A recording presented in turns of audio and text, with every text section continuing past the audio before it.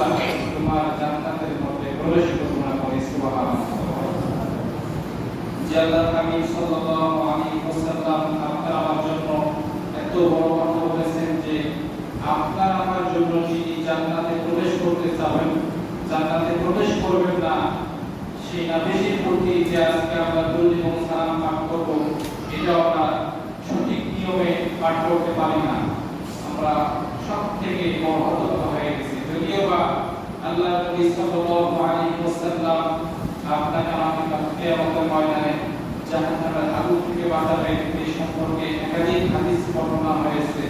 কিন্তু এই হাদিসের উপরে যদি আপনি আমি মনে করি যে আল্লাহ নবী বলেছেন যে আমাদেরকে জাহান্নামের আগুন থেকে বাঁচাবেন, কিন্তু এর উপর এই কথার উপর ভিত্তি করে আপনি যদি বসে থাকেন, ঘরে বসে থাকেন, আমল না করেন, নামাজ না পড়েন, আল্লাহ রাসূলের উম্মত হিসেবে যেগুলো করা কর্তব্য, যে আমলগুলো করা একান্ত জরুরি, এগুলো যদি না করেন, তাহলে আল্লাহ রাসূল সাল্লাল্লাহু আলাইহি ওয়াসাল্লাম আপনাকে আমাকে সুপারিশ করবেন না।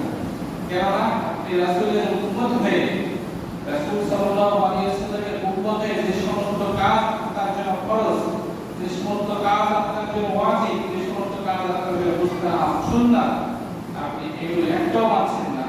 আপনি ওই হাদিস পড়েছেন কিংবা কোন আলেম ওলামাদের মুখে শুনেছেন যে অমুক আলেম এটা বলেছেন, কিংবা আপনি নিজেও পড়েছেন, এই হাদিস শোনার পরে আপনি বাসায় বসে থাকবেন, আমল করবেন না, নামাজ পড়বেন না, আল্লাহ রাসূল সাল্লাল্লাহু আলাইহি ওয়াসাল্লাম তাদেরকে কখনো সুপারিশ করবে না। অর্থাৎ কিয়ামতের ময়দানে আল্লাহ নবী সাল্লাল্লাহু আলাইহি ওয়াসাল্লাম তাদেরকে সুপারিশ করবে না, আর আল্লাহ নবী সাল্লাল্লাহু আলাইহি ওয়াসাল্লাম তাদেরকে সুপারিশ করবে না, ওই ব্যক্তিগুলো জান্নাতে প্রবেশ করতে পারবে না। যাকে সুপারিশ করবে ওই ব্যক্তি জান্নাতে প্রবেশ করতে পারবে না। হযরত আয়েশা সিদ্দিকা রাদিয়াল্লাহু তাআলা জিজ্ঞাসা করলেন, ইয়া রাসূলুল্লাহ, কাল কিয়ামতের ময়দানে এই লক্ষ লক্ষ মানুষের মধ্য থেকে কে আমল করেছে, কে বদ আমল করেছে, কে নামাজ পড়ে নাই, কে নামাজ পড়েছে, কে হজ করেছে, কে হজ করে নাই, এগুলো আপনি দেখে চিনতে পারবেন কিভাবে?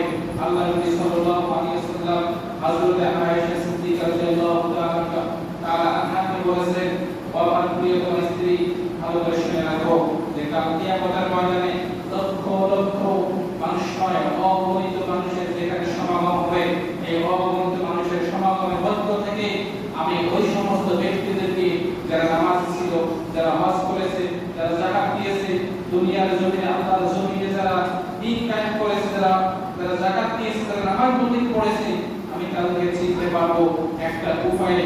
সেটা হচ্ছে যে ব্যক্তি নামাজ পড়বে, নামাজের আগে ওযু করা লাগবে। এই ওযু করার কারণে